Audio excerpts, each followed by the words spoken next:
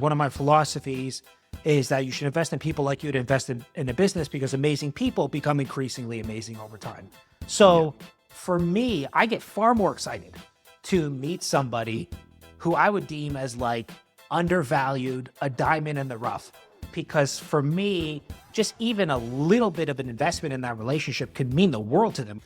All right. Welcome back to the Lean Marketing Podcast, where we break down strategies and tactics to help you grow your business by doing less marketing. And today we're talking with a world-renowned expert at running physical events. And I wanted to have him on. I met him at an event in Canada, which was an incredible event. But he's someone who really knows how to blend digital and physical events and spaces and experiences. And I think that's something that in our digital world, we're missing a little bit. Like we've gone, I think, too far to the digital. Jayson, welcome to the podcast. How are you? I appreciate you having me on. It's an honor. That's awesome. So you're probably best known for MMT, which stands for Mastermind Talks, which is, correct me if I'm wrong, it's a conference that runs once a year where you have incredible people, you know, the likes of Ryan Holiday, Tim Ferriss, you know, really big names, and basically an exchange of ideas with incredible people from all over the world. Am I on track, off track? And what have I missed about introducing you? Yeah, no, it's been an evolution. So it's taken many forms, one could say. But yeah, I mean, really the essence of what we do now, it's an annual gathering. It's an invite-only community, effectively, of entrepreneurs. And we have an annual gathering that's usually 3.5 days in duration. We have entrepreneurs that fly in from all over the world, all various different industries, from traditional brick and mortar businesses to wearable technology and kind of everything in between. And it is truly just a beautiful collection of individuals. And one of the things that makes our community rather unique is actually it's a community. So it's not like a professional organization like an EO or YPO or those kind of things. Like there is a very strict curation process that's put in place. Mm-hmm. And as a result, it really creates really magical 3 days together. And if I could distill the essence of our gatherings to anything, it's great people, great food, great experiences in a beautiful setting with learning intertwined throughout the event. Because to me, the best learning doesn't always happen in the conference room. It happens in conversation. So it happens over dinner, over yoga in the morning, or in between sessions. So we try to be very thoughtful in that design. And because of the caliber of folks in our community, it can be very kind of peer-to-peer focus, which makes it very different as well. So during our 3.5 days together, we may have like 1 or 2 speaker sessions, and that's it. So I totally agree with that. I think that's very clever because to me, probably one of the least efficient ways to get information is from sitting in a seat listening to someone on stage. But the real value of events like this is the peer-to-peer interaction, the discussions between sessions, the connection that happens there. What's magical about a physical kind of event experience versus, like, why not do this as a Zoom webinar or a few days over Zoom or something like that where, you know, no one has to fly, no one has to bother with hotels, you don't have to bother with event spaces and all the hassles that come with catering and all of that sort of stuff? Well, I think we know now that it's not the same. We didn't know this at the beginning of the pandemic. And I share that because our business hinged on in-person live experiences. And when the pandemic hit, I mean, our business was decimated. We have an incredibly loyal community that stood by our side. I have some stories to share there that were just absolutely, just speechless as far as how our members showed up for us. But in that time period, I remember a lot of my friends in the space. I actually put together a community of community facilitators, one could say, and event producers to help each other navigate these times of like, how do we deal with contracts and you know, rescheduling things, and how do we switch to like online events? And I share that because one friend of mine specifically, who actually has done a lot of live experiences and has also done a really good job on the digital side, when the pandemic hit, he just went all in on digital, which is something he knows exceptionally well. And he's like, the margins are way better. I'm never going back to in person. And I felt I was the only one. I was like, listen, we're in a holding pattern. For me, because digital is not the same for me. And so I'm like, we're going to weather this storm, not knowing that we thought this would be like a 14-day quarantine and a lot of this would be behind us back then. So I share that because like we didn't know we'd have to weather this storm for 2 years. But for me, we were in a holding pattern until we could go back to live experiences. Now, we did a lot of new things for us and our community to support them through the pandemic. So I couldn't imagine having a business 20 years ago, pre-Zoom and all that kind of stuff, and having a pandemic hit. It would have been a challenging time for many of us. So there's definitely some things that we've also kept over like now that the pandemic is over and we're doing in person again, and there's very much an appetite for it, we've kept some of those digital things because it does work as a great glue to keep the momentum going in between our live experiences. But for us specifically, that's what we're known for. We are known for our in-person, live events. It's put in contrast to what you get, over a Zoom session. There's some people who are really great at facilitating Zoom stuff, but there's nothing like being, especially us, like we strive to create a very safe space where people can really remove the mask. And especially we serve entrepreneurs that tend to almost be like this beacon of certainty for their teams and their families. They're like, everything's good. I'm going to make payroll this week. Don't worry. As the ground is shifting below their feet. So to create a space like that, it's important. And that is very hard to replicate in a digital format, as opposed to when you're in person at a dinner with 6 other people and it's a 3-hour dinner. Like that's where people really open up and put down their guard. And there's a bunch of science around like physical regulation and all that kind of stuff, which is just hard to do digitally. So we've tried our best to kind of carry both sides of it. But again, years ago, in the midst of the pandemic, a lot of people felt like the physical stuff didn't matter. And even you see it with people in office spaces. Right now, there's this call back to the office, and we thought we'd be remote forever. So, yeah. So have you gone back to in-person? Yeah. So I don't know if the term is like relevant to where you're in Australia, but like there's like the game of like double dutch where you're like skipping. Are you familiar with that? There was so if you're like skip rope and there's like one person at one end and one person at the other, and the person in the middle. Yes. That was us navigating the pandemic, like trying to time when we could do our live events again. So all this to say, in 2020, we moved to 2021. And then when 2021 came around, we had to move to 2022. So we did an event in 2022, 2 in 2023, because we were actually going to move to doing 2 live experiences a year, and then realized that it was just too much for us. So we decided to scale back to an annual gathering again. So we've worked. And it, again, during the pandemic, we've tried to shift a little bit to like, again, we're doing a lot of digital offerings and that kind of stuff, but it's very clear from our community that what they come to us for is our live and in-person experiences. And we've been able to really anchor into that over the last like 18 months of like, that's our positioning in the marketplace. And that's our unique ability that we just need to hit out of the park consistently. Nice. I have tremendous respect for anyone who runs amazing live events, just the logistics involved and all the complexities of getting people and travel and hotels and all of that stuff and just getting the stars aligned. And so I've been to many in-person events. Some have been just mediocre, terrible. You just want to get out of there. Others, you hope that they never end. And what's the difference? I mean, you've been... I don't mean what's the difference in the experience. The difference in the experience is obvious, but what's the magic dust that goes behind the scenes that makes an incredible event versus just a mediocre or a crappy event? Because presumably with both, there's quite a bit of logistics behind the background. There's quite a bit of organizing, all of that sort of stuff. What's your secret sauce that makes it so incredible? Well, for us, I think a lot of the heavy lifting is done in advance with our curation process. So we're very selective as far as who we serve, because we know there is a very specific type of individual. Like they're not only an entrepreneur, they're like a segment of that entrepreneur that we serve. So for us, we don't do marketing in a traditional sense. We don't do sales calls, we do exploration calls. And on those calls, we try to assess if there's synergy between like what their needs are and what we can really deliver.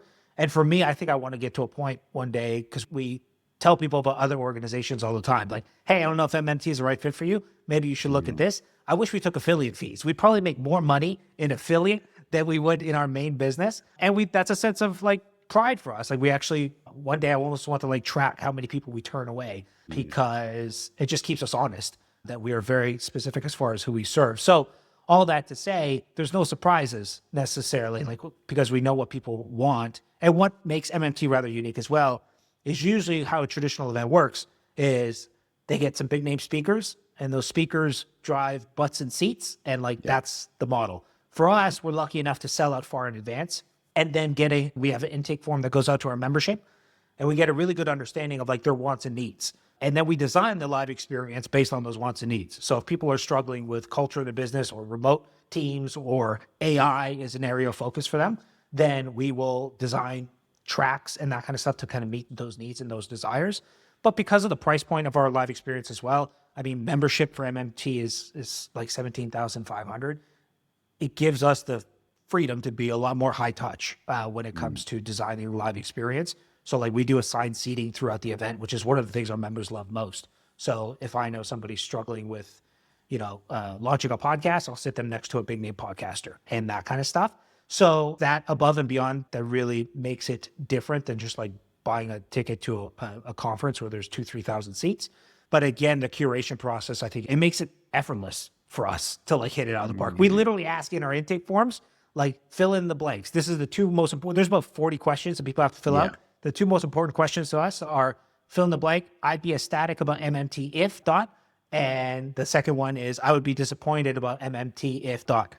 And as long as you're able to like stay within that parameter, that you're giving them guardrails, there's going to be no surprises when you get the feedback forms. So yeah, it's a very high touch experience. But again, I think the care and curation that goes on the front end just makes our job so much easier.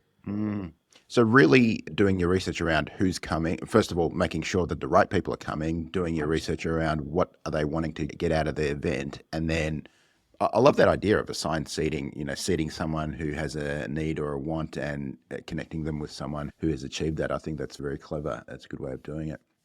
Yeah, it works exceptionally well. And that's one of the things that in the pandemic, when we couldn't do live experiences, it forced us to get creative and figure out, well, what are some of the core things that people love most about our live events and how can we pull those experiences digitally? So one of the things that our members love most in between our events is something we called MM3, which was borrowed off this idea of doing assigned seating. So every other month we get our members to opt in to an opportunity to be placed in a group of 3 with 2 other members who they may or may not know that may have a similar focus. There's that same level of care and intention in their pairing. And then they meet for a 45-minute Zoom. And there's a bit of a structure to a conversation for that. And people love it. So there's definitely, some things that we've taken from our in-person live experiences and tried to pull them digitally that have worked rather well. That's cool. So speaking of that, one of the things that I find challenging after going to a conference, I'll go to a conference, I'm inspired, I'm pumped, I've got lots of notes, lots of good ideas. And then I leave, I go back to my world and maybe keep in touch with a few people. And maybe that's a reflection on me not putting enough effort post-conference to keep connected with people or, I had to use the word a bit cringe, networking or whatever. But what am I doing wrong? What's a good way to be a good attendee at a conference where it's not just, a couple of days of inspiration, a few ideas or whatever, but where you keep connected, like in the case of yourself, you're running these things annually. You mentioned the monthly Zoom calls, but what's best practice for keeping connected to people that you've met in a physical kind of environment and making sure that you've extracted a lot of value and given, of course, a lot of value to people that you've connected with? Yeah, I mean, I think especially in this digital age, I hate to have my phone somewhere. It's always within like arm's reach. It's important, for me, if I were to take a step back, the live experience that we joined in July, that was the first event I've attended as an attendee, like 6 years. And that is like the closest event similar to MMT. So for me to like be in an environment like that was a treat because I'm always on the other side, like, putting things together and all that kind of stuff. So I share that because I have a philosophy of like 40-20-40, meaning a lot of people, like they don't put much thought into going to an event until they're on the plane flying there. And they're like, all right, what am I going to get out of this? Or, how am I going to make the most out of this? And then after the event is done, they don't do much. Yes. To me, there's huge opportunity in the lead up, and there's things you can do during the event itself, but then there's huge opportunities as well in the post.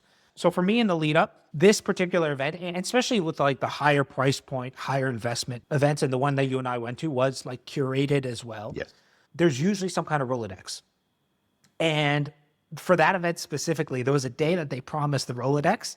And I was literally hitting like refresh on my Gmail. I'm like, when is this Rolodex coming in? And it showed up like 3-4 days later, which drove me bananas because I want to start doing my pre-work. I want to have good understanding of like who's there, not so I can create like a hit list of people per se, but if I run into you, I know, the books that you've written. I know, the success of those books. I know your business. So I can go into those conversations not blind because usually like when you're entering a conversation and you're going through small talk, you're trying to find like those commonalities. If I can do the heavy lifting in advance, I can go right to like, hey, Allan, I know Joey Coleman or NBS or whatever the case may be. And those are things that we can fast track, how fast our connection happens, so to speak. So there's usually a lot of prep that if there is a Rolodex in advance, I try to take advantage of that.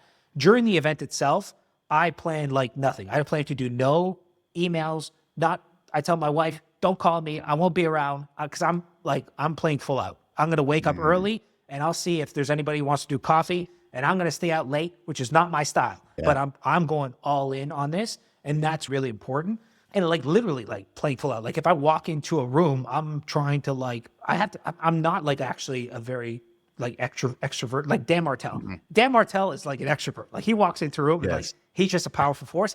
I'm not like that. I have to like turn it on, and it's still authentic and genuine, but like, I know I need to like step into that, so to speak. So like, those are things I do because I did usually like a lot of conferences are like 9 to 5, meaning there's huge opportunities to set something up before or into the evenings. So even while we were together, I was trying to put together, and it was very quick because they didn't provide a schedule in advance. I was like, well, maybe I could do a dinner one night, or actually did like axe throwing, which was like a unique experience where we had maybe 15, 20 people from the event, something like that. And that was an opportunity for me to like bring people together with no outside reason than like, it's just, there's nothing to do that night or what have you. And I could be that catalyst. And it gives me an opportunity to kind of deepen those relationships. So playing full out and really leaning into the event itself when the event is going on, I think is really critical, and trying to find those opportunities of like, in that dead time of like, hey, do you want to grab a coffee? Do you want to go for a walk? Do you want to come to a dinner I'm putting on tonight?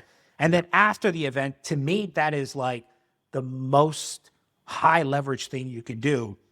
What I did for that specific event was I went through the Rolodex, and as many people as I could, specifically those who I had a touch point with, I sent them an email or I sent them some kind of message just saying like, it was great to meet them. I would often reference like one of the things that came up in the conversation or something that resonated with me, or, I've heard amazing things about them, whatever the case may be. And to me, even if that was our last touch point, I have this philosophy of like always ending a relationship on a high, meaning if I have that touch point by email with somebody and it was, ended it on a high note, and if I send like gratitude to somebody, I often send something in return. Like it's very rare that those emails don't get responded to.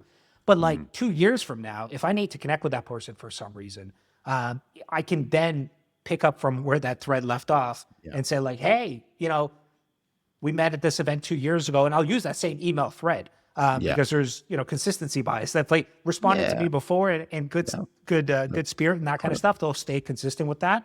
And that to me, having all those like follow-ups and ending those relationships on a high note. And then I'll also try to like follow them on social media because I want to kind of bring them into my world, or like I want to know more about them.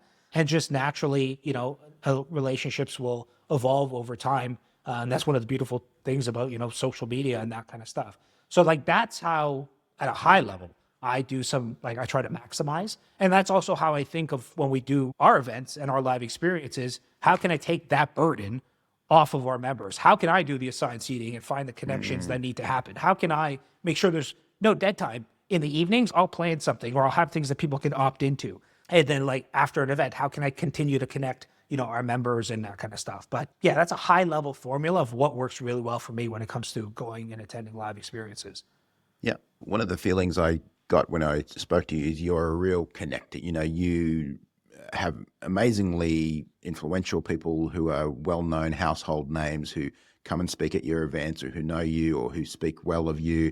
How have you built those relationships? You're not Oprah, you're not someone super famous or whatever, or, pretty much the who's who of anyone who's anyone either knows you or has spoken at your event or connected with you in some way. So that tells me you know something that we don't know.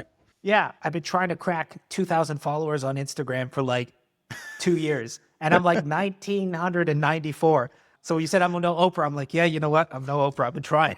But no, I mean, one of the philosophies I have that has worked really well for me. So I don't draw a lot of value historically when it comes to learning about relationships and how to invest in relationships and that kind of stuff. I don't draw a lot of inspiration from like books that exist in that space. Either books in the relationship space tend to be like high level, like social isolation is a big problem, but there's no real solutions, or books are very tactical to the point, like networking, to the point of being icky. And for me, what has driven most of my philosophies on business or on relationships.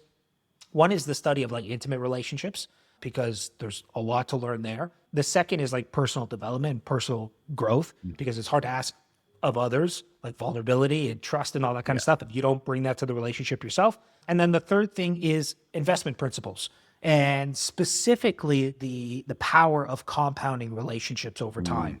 And I share that because one of my philosophies is that you should invest in people like you'd invest in a business, because amazing people become increasingly amazing over time. So for me, I get far more excited to meet somebody who I would deem as like undervalued, a diamond in the rough, because for me, just even a little bit of an investment in that relationship could mean the world to them. If I make a connection or whatever the case may be, it could just, it's a big investment in the relationship, as opposed to if I want to become friends with Richard Branson, he's not looking for any more friends. So it'd be really hard to get on his awareness. The best time to be friends with Richard Branson was in the 1970s. So I missed that boat to some degree. So I share that because a lot of the people I quote unquote know that are big names are people I've known for a long time when they weren't big names. So, but I saw Ryan Holiday is a great example. I went to an event years ago. It was an event that actually fundamentally shifted my mindset on like the value of being in a room with like fascinating people. It was actually an event put on by Tim Ferriss, and it was an event geared towards authors who wanted to become New York Times bestselling authors. And I was in transition at the time. I'd never had the intention of ever writing a book, but it was $10,000 to go for 2 days. And I'm like, at $10,000 US, there's probably going to be some really interesting people there. Yeah. And I had a friend of mine after the event asked like, hey, did you get like $10,000 of value from the event? And the answer was no, because from a content perspective, like that stuff didn't apply to me. But I just felt really good about, going to that event. At that event, that's how I met Tim Ferriss. That's how I met Chris Ashton from Athletic Greens. Athletic Greens was a small 7-figure company at the time. Ryan Holiday didn't have a book. He didn't even have, trust me, I'm lying at the time. How he was put on my radar was Tim Ferriss, Tucker Max, and a few other people were on stage, and they kept on referencing this guy named Ryan Holiday, who was like, and he would agree with this, like an awkward kid at like the back of the room. And I was like, who is this guy? People keep referencing him. And then after the event, I sent an email and I invested in that relationship to some degree, and we stayed friends. And then actually when I leaned into doing my own event, I had, Ryan there. That's actually where I met Joey Coleman, was that event. Lewis Howes, I met at that event. Lewis Howes sold LinkedIn courses back then. He didn't have the School of Greatness. So again, amazing people. Dan Martell. I've known Dan Martell for 12 years. He had a little, startup called Clarity FM, and now he's really starting to hit his stride. So that is one of the principles that has served me really well, is invest in people like you and invest in business, because amazing people become increasingly amazing over time.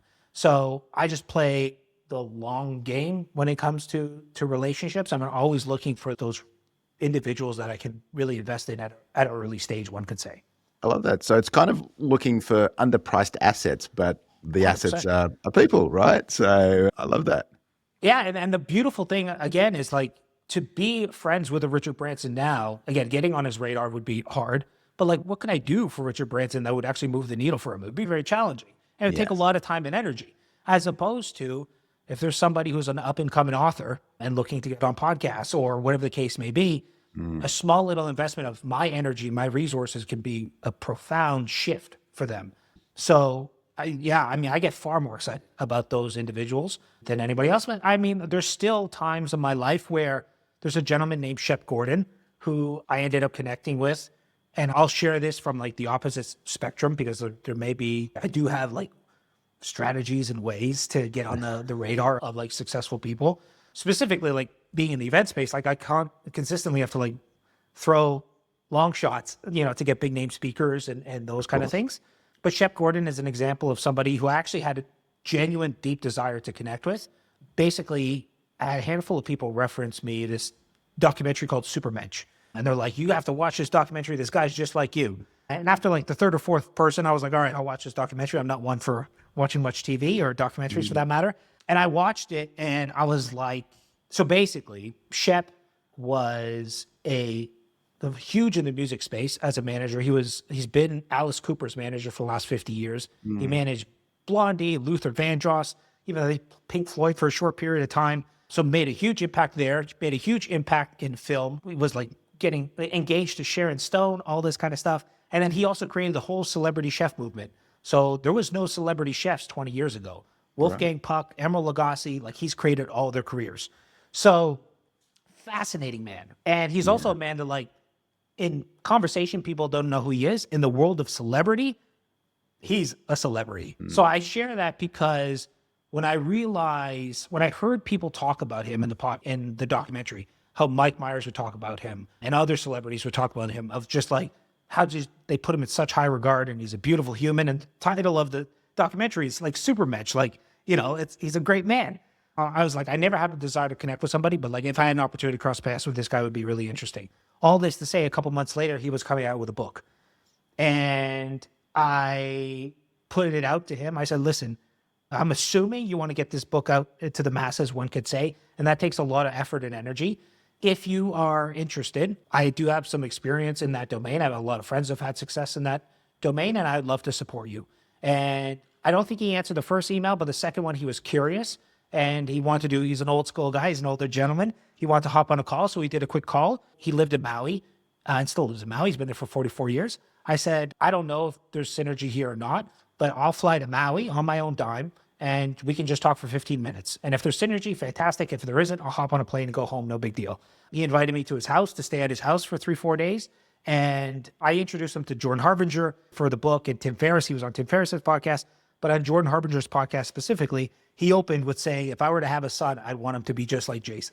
Which I was like, I don't know what more of an endorsement. I could die now. But I share that because, you know, he had a need.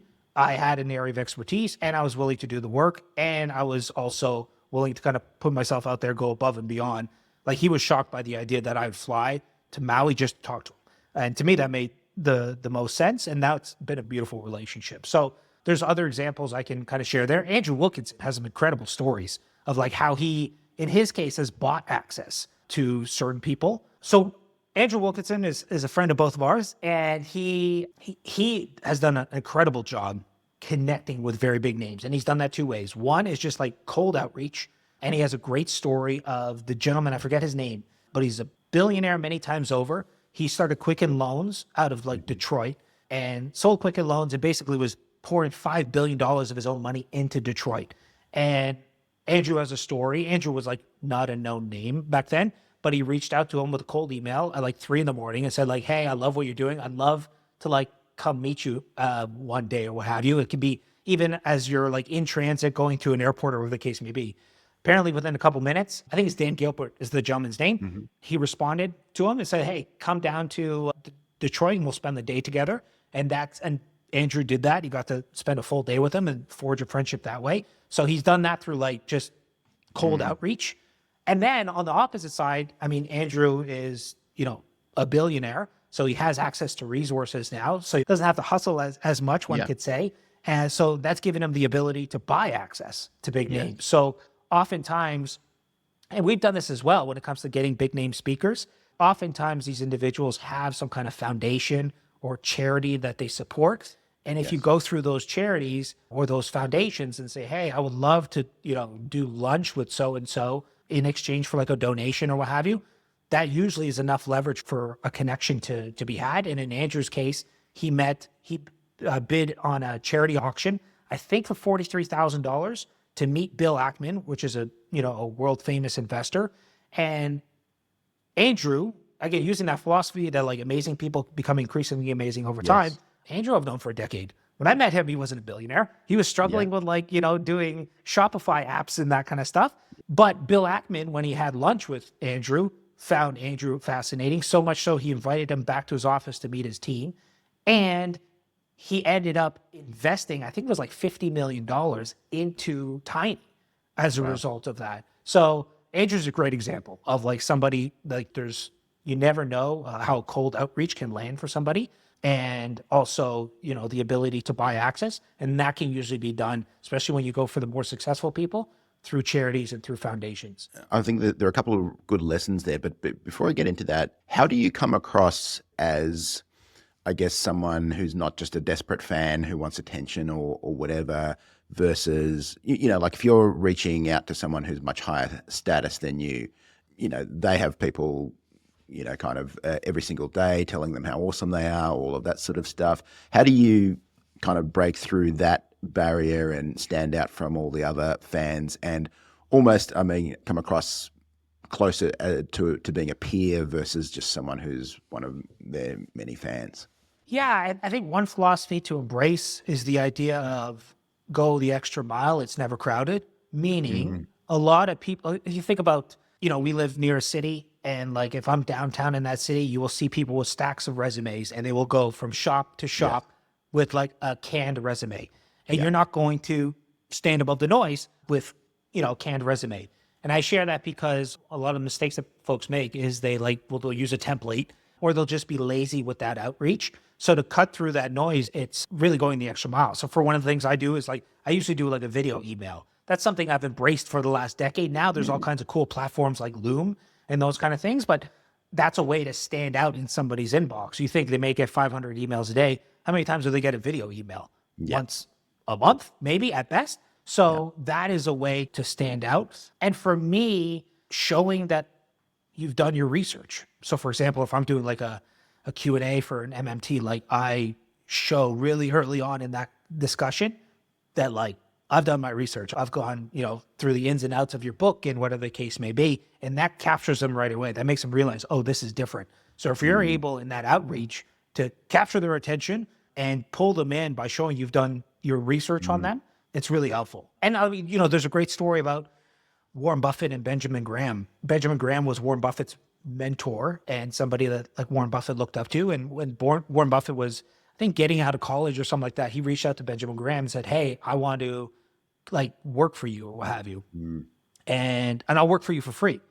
And Benjamin Graham said, that's too expensive. He's like, for me to train you or whatever the case may be, like it's a problem. And this is a challenge that a lot of people make when doing outreach to especially, successful people is like, hey, I'll do anything for you. Like, how can I help?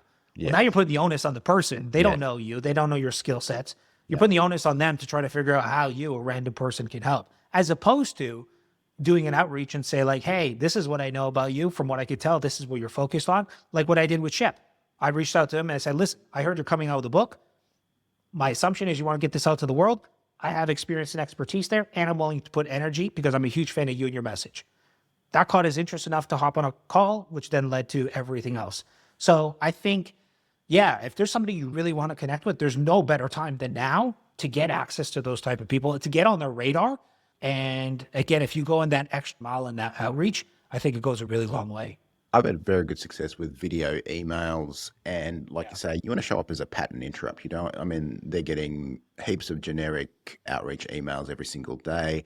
So standing out in terms of the media you use, but then also having that personalized approach, and, I'm nowhere near as famous as some of these people that you're referencing, but literally every day I get outreach either via LinkedIn or email or whatever, and automatic delete to all of these kind of generic ones. But there are ones that do stand out where, hey, someone's done some personalized outreach, they've referenced something I've done, they want to provide value in some way, and those I absolutely do respond to. So I think that makes a lot of sense. So to take a really personalized approach, lead with value, be a genuine fan of their work and not kind of just being self-focused and trying to make that connection for self. I think that makes a lot of sense.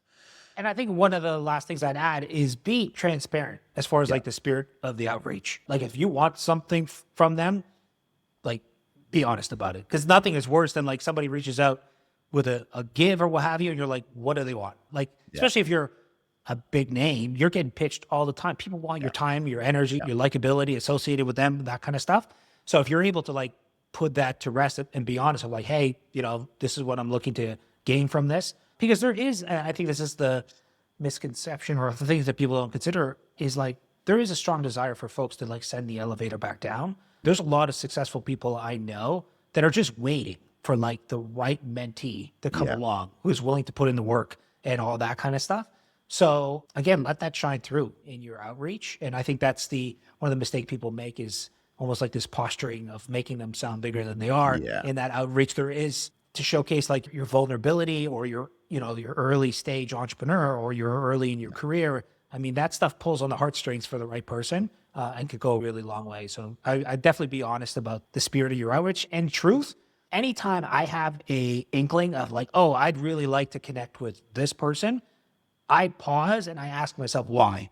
And that eliminates 80% of my energy of like reaching out to somebody, because usually it's like ego related. Like it's like, oh, if I met this person, it would do XYZ for me or whatever the case may be. Yeah. So that is something that like I have internally of just like asking myself why. And if it's a strong enough why, then I'll go above and beyond in that initial outreach and go that extra mile. I think the other thing I want to highlight that you said that was really interesting is be very specific with what you can help them with, because 100%. saying, hey, if I can help you in any way, let me know. You're kind of putting that cognitive load on their back. If I had someone over to my house, I'd say, look, if you're hungry, just help yourself with anything from my fridge, right? And I might be 100% genuine about that, but most people will be like, yeah, I'm not going to go rifle through your fridge and make myself a sandwich. Versus if I put a plate of, freshly made sandwiches or something, or cookies or whatever in front of you, that's a very different story. You're like, yeah, I'll have one of those, no problem, right? So very important. So being very specific about what you can actually help them with rather than just leaving it open and leaving it to them. Yeah, I mean, there's just the notion of asking like, how can I help you? If you do that legwork, that's a vehicle to make them feel seen. Yeah. And like that's a core human need we all have, regardless how successful you are, is like to feel seen. So for you to like do your research on me in advance and figure out like, hey, here's some things I can potentially support you with, because these seem to be like a struggle for you or an area of interest that, I'm willing to do the legwork. It's a huge opportunity. And almost nobody ever does that when they're doing cold outreach. It's just amazing how generic and standard most cold outreach is. I want to finish off with one other thing, and this may be a bit of a selfish ask. I want to ask from a speaker's perspective. So, whenever I'm invited somewhere to speak, I want to make a big impact. I want to move the audience to action, but also for my own ego, I want to do a really good job. In your experience, what have been kind of the elements of a really good speaker? So someone who speaks at one of the events, how can they do an amazing job versus being mediocre and not having as much impact as they could? Yeah. I hesitate to use this word of like authenticity because it's like thrown around a lot. But here's one of the unique features about MMT, which really drives us home. So when I started MMT, I had a very successful business, which I ended up sabotaging and like landed $250,000 in debt. So I started MMT with no money, and I didn't have money to pay speakers. And what we strived to be in that first year was almost like a TED Talks for entrepreneurs. So I stole a page from something called the X Prize, which ultimately what they do is they put up like a $1 million prize to solve this world problem, or this $10 million prize to solve this world problem. So I did this $25,000 prize for the best talk as voted by the audience for our first event. And we had folks like, I don't want to name them all because I don't want to throw them under the bus, but big name folks, let's just say that. Yeah. Really big name speakers, some of them TED speakers and that kind of stuff. For that first event, we had 15 speakers. The first place winner, second place winner, and the 4 people tied for third, none of them were the big names. None of them were the draws whatsoever. Joey Coleman, in fact, who I know is somebody you know as well, he won the event. And he actually had twice the amount of votes of the second place winner. Really? And Joey was unknown. And even like on this podcast, he wouldn't, disagree that like he doesn't have online following or any of that kind of stuff. Has a couple great books in the marketplace and that kind of stuff, but he's really well known within like speakers. And the reason for that is he went above and beyond in his talk. He was the only speaker who asked in advance of his talk, can I get a Rolodex of everybody or the name of everybody in attendance? Researched everybody in the event and actually included them as case studies into his talk. So he had everybody just like captivated. But I share this because like that happened year 1, no big name speakers. That happened again in year 2, and that happened again in year 3. And in year 2 specifically, we had a gentleman you actually may know. Ironically, he's a speaking coach now, but he was so confident that he was going to win this prize. He actually had a speaking engagement lined up, which was for more than what the prize was.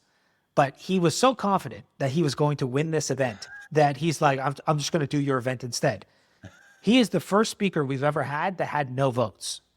Wow. And the reason for that is it was performative. And for our audience, and maybe the lesson has come down to like knowing your audience. I'm sure in certain environments, like a performance may land, may resonate, With our audience, it doesn't. Authenticity, resonates. I mean, we've had people cry on stage and it's like genuine tears.